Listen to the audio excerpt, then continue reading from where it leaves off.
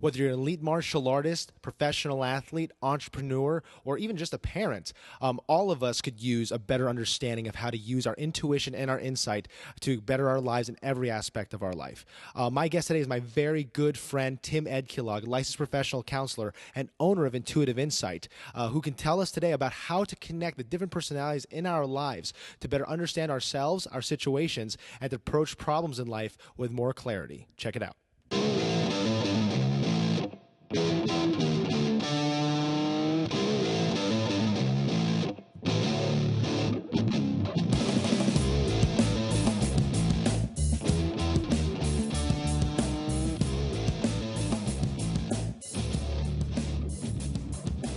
All right, guys, welcome to episode 2 of the Bayani Warrior podcast. I am your host, Guru Mike Panna, founder and chief instructor of Bayani Warrior Martial Arts Academy here in the Dallas, Texas area. And in today's episode, we'll be speaking to my very close friend, Tim Edquilag. Now, just a little bit about Tim. Tim is one of my oldest friends. I've known Tim since 2004. We actually met at the rec center at Seton Hall University in South Orange, New Jersey, which is our old stomping grounds. Tim is the founder of Intuitive Insight, an online counseling service based in the state of New Jersey. Tim's goal is to provide counseling services based on the needs of the individual and has partnered with several outlets to provide online counseling, online brain injury management, licensure supervision, and agency training. He strives to bring mental health wellness and awareness not just through Intuitive Insight, but to everyone one piece of insight at a time. Over the course of his career in mental health and counseling, Tim has worked with many different populations and issues, including anxiety, depression, bipolar disorder, other mood disorders, personality disorders, adjustment issues, trauma, PTSD, brain injury, and much more. Tim has also worked with individuals regarding relationships, family, career, and young adult transition issues. Now, the reason why I chose Tim as my very first interview for this podcast is because I firmly believe that what Tim is doing is really aligned with what we at Bayani Warrior strive to do. A lot of people think of martial arts simply as a physical activity, when in reality, it's 99% mental. I mean, everything that we do requires strategy, it requires thinking, and it also requires the ability to work through emotions, to work through fear, to work through sadness, to work through anger, and to be able to control ourselves and to identify our emotions as they happen, so that we can solve problems in a much smoother and a much clearer way. All right, guys, so without further ado, here's my interview with my good friend, Tim Edquilag. Here's my guest, Tim Edquilag, licensed professional counselor. Hey, Tim, welcome to the show, brother. Hey, Mike, how you doing, man? I'm glad to be on the show. Thank you so much. I'm very, very honored. All right, brother. Well, so I just wanted to start this off with, before we get into what Intuitive Insight's all about, how about we get into a little bit about your background, where you're from, what caused you and what inspired you to start Intuitive Insight? Okay, sounds good. Well, I actually was born in the Philippines. I was born in Manila, and I lived there for 8 years or so, and then my dad and my mom finally decided. My dad was working overseas and finally had an opportunity to come to the United States and petition for his family to come and live with him. And that's when I left the Philippines at 8 years old and came to the United States in New Jersey. And that's a lot. So a lot of my background is based on understanding kind of an Eastern Filipino culture and then kind of tempering it with a Western, more American type of culture. So it's weird. You can for a lot of people, I'm sure they can say, who have experienced that, they can say, oh, there are times when I can think in the way my home culture thinks, and then the way where I'm living, my current culture thinks. So it's like two streams of thought. Like, oh, this is the Filipino side that will be talking, and then this is the American side that is thinking. Mm-hmm. It's weird. It's a weird thing. Well, what basically inspired me to start getting into counseling, honestly, is I don't know if you're aware of that show, Law and Order SVU. Oh, yeah, man, totally. Yeah, absolutely. There's one person on that show that really inspired me, and that is Dr. George Huang, played by the actor B.D. Wong, awesome, the psychiatrist. Totally, yeah. Mainly, yeah, absolutely. He had this way of talking to some of the characters on the show, and he just made them think more about their own stuff, and then about the victims, and then the perpetrators as well. There was something about how he did stuff that really inspired me, and really a lot of it, from what I gathered from how he did it, he was really trying to learn about the holistic relationship between our current actions, our biology, our history, and our motivations and expectations. So I kind of grabbed onto that. And later on in my career, when I actually more recently, I was told that you remind me of Dr. George Huang from Law and Order SVU. So I took that as a real personal compliment. That's awesome. That's great, dude. That's cool. Well, yeah. So, like, let's talk about more about what you do with Intuitive Insights. So, I've seen your website, I've seen your blogs. It's very, very, it seems very reflective, very almost like this very holistic approach. It's not just listening to people's problems. It seems to me that you're really digging deep and teaching people how to look within themselves, to be more self-aware, to be more reflective. So let's talk about Intuitive Insight and what makes it different than other counseling companies out there. Oh, sure. I mean, with Intuitive Insight, the thing for me, I believe the big difference for me is that I'm trying to meet people where they are. I'm trying to provide care for the places where they are, or in some cases where they don't want to go. So let's put it like this. There's still a lot of stigma in terms of mental health, trying to seek services for yourself. If you are in a position where you're just not sure what you're going to do or what to do or what you're experiencing, there's still a lot of stigma for trying to go out and reach out for help because of the fact that, well, it's just not seen as it's seen as weak, or it's seen as you're not strong enough to deal with your own issues. And my perspective on that is, when is it not strong to know that you need help with something? Right. As a kid, you're taught by your parents, if you need help with something, I want you to do the best that you possibly can, and if you really need help, come to us and I will help. Well, come to one of us and we will help you. We will guide you to what you have to do. And it's the same mentality. When you're an adult, and I serve more than adults, but if you're an adult or whatever, you're older, it doesn't matter what age you are, if you feel like you don't have anybody who can help you, or you feel ashamed to ask for help, then there's a high chance you're going to feel stagnant. And if you feel stagnant, you're going to be in the same place. If you're going to be in the same place, you're not necessarily looking at growth. You're just looking to tread water. So a lot of what I do is trying to meet this need online. That means through the internet, through online counseling, through video conferencing, through text-based platforms, podcasts, videos, blogs, anything that I can do to try and show that trying to understand that seeking help for whatever you're experiencing isn't weakness. Actually, it's really more that you are trying to understand yourself, and you're willing yourself to have some kind of self-improvement.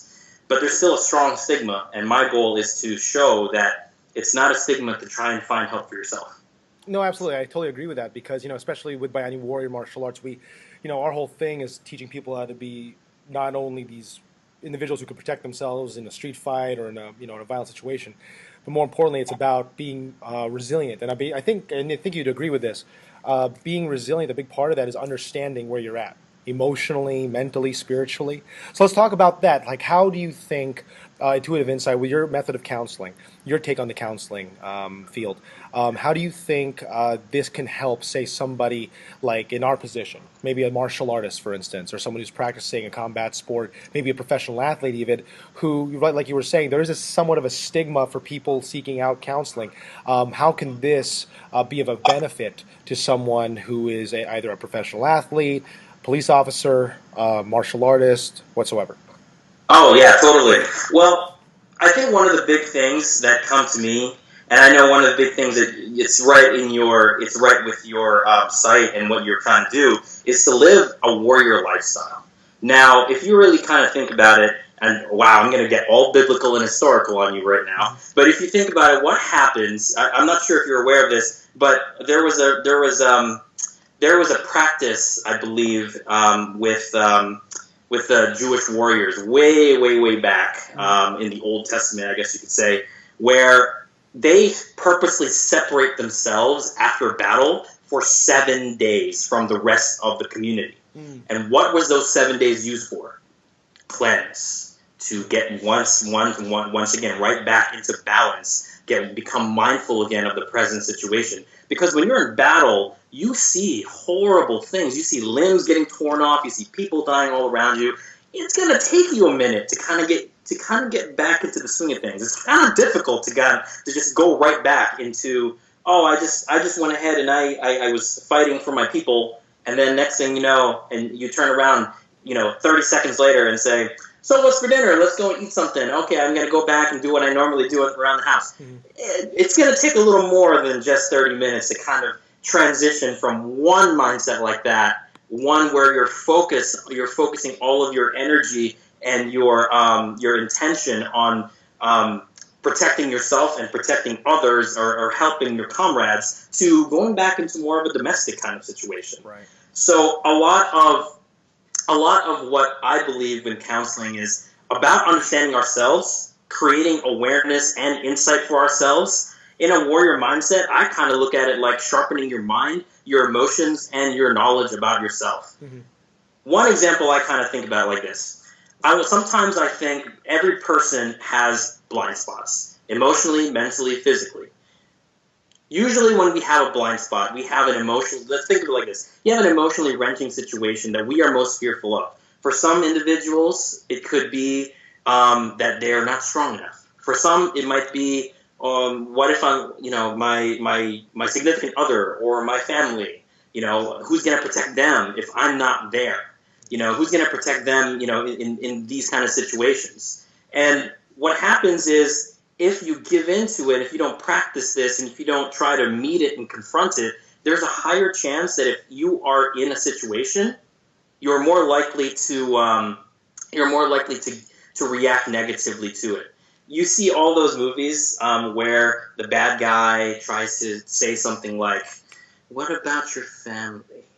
And then the good guys are trying really hard to focus on the task at hand and understand that, this is just a psychological mind game.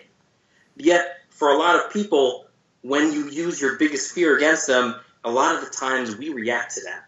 And that's what it is. It's about understanding that, hey, they're utilizing an emotional situation for you. It's understanding that there is a difference between your emotion mind and your logical mind, and then these are two separate things, and you have to use them together to create mindful decisions. For example, right? Mm-hmm. If you're training your mind to be keenly aware of what your emotion and what your emotions are and what your blind spots are. Let's just say my blind spot is I'll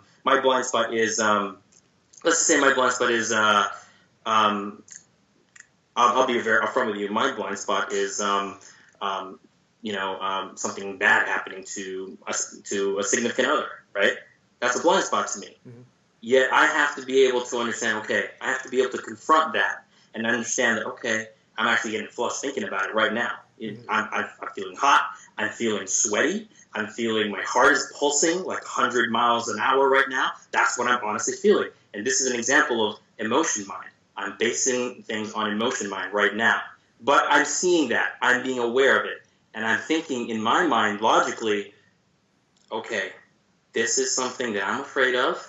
But let's think beyond just this fear. What are the other options that can happen? Number one, if I'm here, my significant other will be okay. If for some reason something happens to me, my significant other will be okay. If other things happen, she will be okay. He will be okay. So right now, I'm using my logic to kind of calm myself down. Then I think and say, okay, mindfully, here's what I believe. It still is a fear for me, but I know I've looked at it, I've made my actions, I've made my behaviors in a certain way, so that way it minimizes the effect of an emotional situation for me. Now, if that isn't how you train your mind and your emotions to be as strong as you possibly can be, I don't know what is. Well, that's awesome, because I think that's really cool, especially when you brought up that period of cleansing of the Jewish warriors back in the day. That ability to transition from combat to civilian life again. I know there's a lot of talk of that in the news, but I mean, just the idea of just having that process, having protocols in place to get your mind right, to make sure that your mind is right to deal with whatever task is at hand, and taking that beyond just having those protocols, but understanding that they're based in self-awareness, understanding exactly what triggers you, what motivates you, what scares you, all these little things. And I think that, especially coming from a martial artist point of view, a warrior point of view, every single day, especially, we all play many roles, right? So, you and I are both husbands. I just became a father. I'm also a martial arts teacher. I'm a businessman. I'm a school teacher. We have all these different personalities going on. And so when you're talking about self-awareness, I want to kind of talk about this a little bit. How do you take the time how do you take the time to kind of isolate each of those parts of your personality, and how do you cultivate that sense of self-awareness for each thing? Or do you just essentially connect all of them? Do you find a way to connect all of them and just kind of, holistically holistically take care of each of them? Yeah, that's a really good question. And I get asked that a lot, actually. Oftentimes it comes down to whether or not you feel you're compartmentalizing too much, or whether or not you're being who you are ultimately. You're combining all of this to be who you are transparently. Let me put it to you like this, right? I very much understand the importance of being able to compartmentalize different aspects of our lives. For example, in many situations, we don't want our work to affect our home life, and we don't want our home life to affect our work. We wouldn't want our social life to affect a certain aspect of another aspect of our lives. But the interesting part is that all of these do. So it's less about trying to compartmentalize. It's understanding that, okay, it's like let me put it like this. It's like you have a different persona. You have a different role to play in each and every situation that you are in. When you're at home, you play the role of not just father and husband, but also dishwasher, garbage and recycling person, garbage and recycling guy who throws out stuff. You play a role of, a handyman at times. You play a role of father. You play a role of husband. You play a role of host when you have guests over. There's so many different roles that we create, but ultimately, there are small differences in these roles. But what doesn't change? Character, your personality. Who you are as a person doesn't change. Rather, it reflects the different roles that you embody into your life. My perspective is, as much as you need to compartmentalize yourself and your roles and all the things that we do each and every day, one thing should always be transparent. It's who we are as people and what our character is. That we're trying to do the best for ourselves, trying to do the best for society, trying to do the best for other people. That is what should be transparent. So compartmentalization versus transparency, most people think it doesn't go together, but it does. It just depends on how transparent you want yourself to be in all the different roles you have, and how much you want to compartmentalize, or how little you want to compartmentalize as you need. It's not set in stone. It's kind of like a seesaw, Like sometimes it's like, all right, sometimes it's more transparent. Sometimes it's more compartmentalization. If you have friends over, you're more likely to be more transparent about yourself than if you're in a room full of strangers, doing something. Correct? Right. So it's really more like what is it? It's like a seesaw. Sometimes it'll be more, sometimes it'll be other. It's up to you to decide and understand. Okay, here's the situation that plays into effect right now. What type of how transparent should I be? How much should I compartmentalize? And that depends on you. So that's interesting because I think I just came back from a big training weekend last week. One of my teachers was fortunate to fly into town.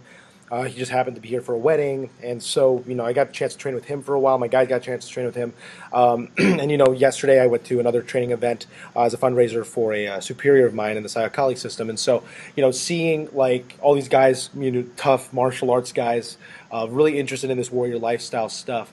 I think what's really interesting about kind of the connection from what we're doing, what you're doing, is that there's a sense of we want to be better versions of ourselves. That sense of that commitment to that excellence. So when it comes to that self-development, when it comes to that sense of, for me personally, like I want to be the best, not only the best martial arts teacher, the best combatant, the best fighter I can be, but I also want to be the best father I can be, the best husband I can be. And so with your take on counseling, with your approach to it, how can we, whether martial artists or not, how can we utilize that sense of intuitive insight to make ourselves more excellent in everything that we do? Oh, you actually hit the nail on the head for me, because that's one of the most important things to keep in mind. Mm-hmm. Is number one, we always want to be the best version of ourselves. The interesting part is, the interesting question and the interesting part here is that, what does the best version of yourself mean? Does that mean some future time in which you will be the best father, be the best martial artist? Is it a goal of, I'm going to win these X amount of trophies? I'm going to win Father of the Year. I'm going to do this, that, or the other. The thing is, with being the best version of ourselves, I very, very much highly incorporate that into my counseling style. But the interesting part is, you don't have to be the best. You don't have to be the best of you in the future. You only have to be the best of you right now. Take each moment, this specific moment, each and every day. What are you doing to be the best version of yourself right now? If you take those different compartments, those compartmentalizations, today, what's the best? In what way are you being the best version of yourself as a martial artist right now? Maybe you might answer that by saying, well, I trained this morning. Great. That's good. You did the best. You're being the best version of yourself today. As a father, I went home and I made sure to have a little bit of one-on-one time with my child. Great. You're doing the best version. You're being the best version of a father you can right now. All these different compartments. It's not necessarily about getting to the end goal. It's about having an understanding that what matters is what you do right now.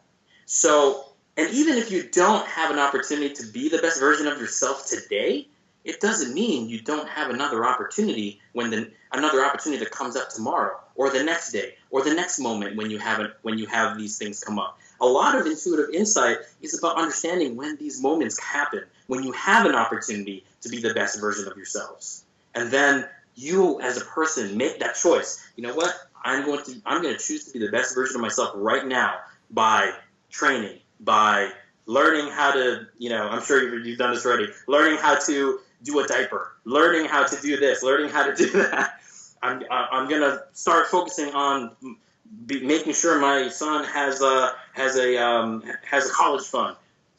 All of those different small things.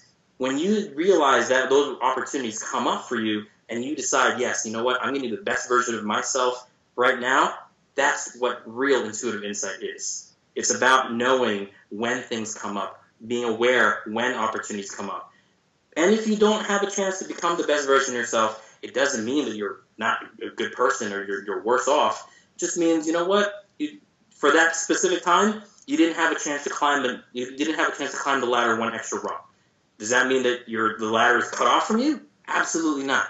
You're going to have more opportunities each and every day to climb that ladder, to be able to be the best version of yourself. So what matters is, each and every day you take that chance and you take an opportunity to do that, guess what? You'll look back and say, wow, I've actually climbed pretty high up on my ladder.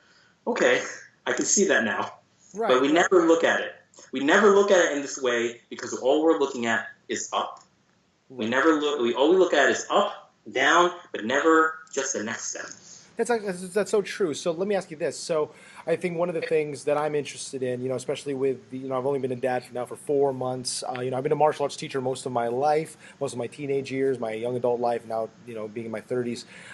So there's a lot of, like you're saying, there's different roles that we all play. Let's talk about transition, right? From personality to personality or role to role. I noticed this, and I've actually spoken to a lot of fellow martial arts teachers who are also parents and husbands and businessmen and things like that. We're not just one thing. We have many hats we have to wear every day.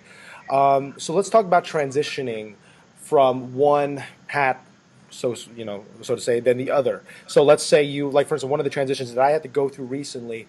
I went from being this guy who would, travel across the country, teaching basically, 3 hours a night, 6 days a week to training 4 times a day, 6 to 7 days a week. So I was in this mode of just constant training, constant teaching, just in this constant mode. And then I entered a phase in my life where, I got married, and now that I have a son, now I'm noticing that my energy is kind of going into this other direction. Not to say that, I don't have any passion for what I was doing before, but now I've had to adjust it. So obviously I can't be training 3 times a day.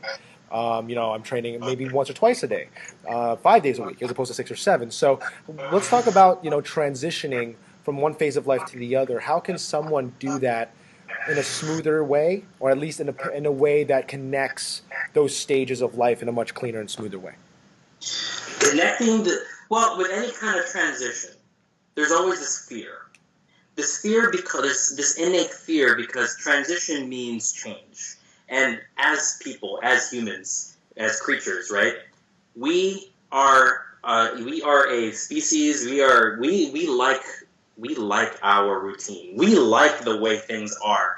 The only time there's a whole word called homeostasis. It's like, all right, this is our homeostasis. For the longest time, from your experience, you might have had this homeostasis where, okay, I was martial artist first, and then boyfriend, and fiance second, and then you realize it changes.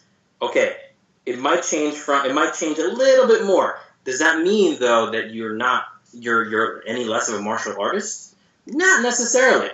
It just means now that you're transitioning into a position where your energies have to go into different ways, and sometimes innately we hate that because anytime there's a change to the homeostasis, there's a family systems perspective that's been taught to me over the years. If there is a change in the homeostasis, the people inside the homeostasis, if they agree with the change, they're going to actively try to make the change and actively try to incorporate the change into the homeostasis. If they are resistant against it, meaning there's something about them that they really don't want, then they won't do that. So when you're transitioning from all your different lifestyles, your different life roles, there's a part of you that realizes, I want this to be part of my life. I want this to be part of my homeostasis. I want my wife to be part of this. I want my son to be part of this. But it doesn't mean that in your homeostasis that being a martial artist is any less. It's just something it's just something you have to continue to build around.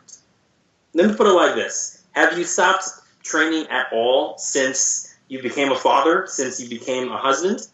Absolutely. Or are you still training? Not. Yeah, the training has changed.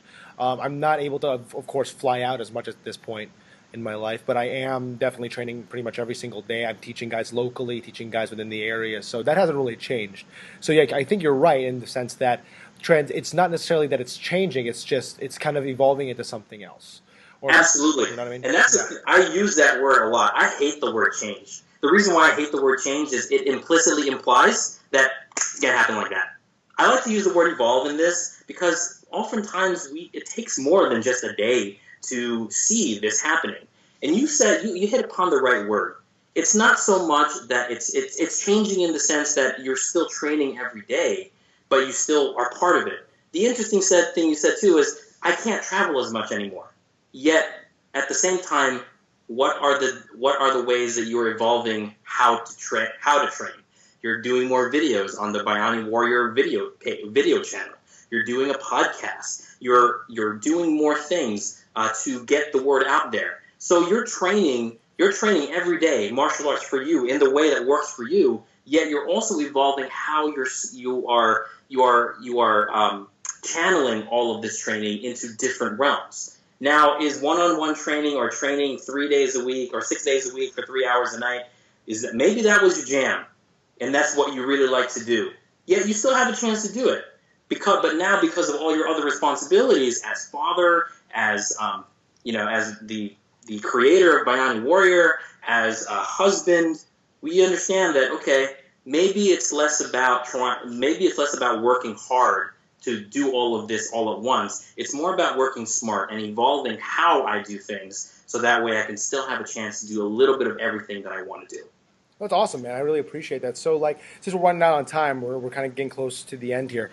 Let me ask you this real quick. So, I met you in a training context. I think the first time we met each other, I mentioned this earlier in the podcast on my early recording of it, but, I think we sparred and I punched you really hard in the face.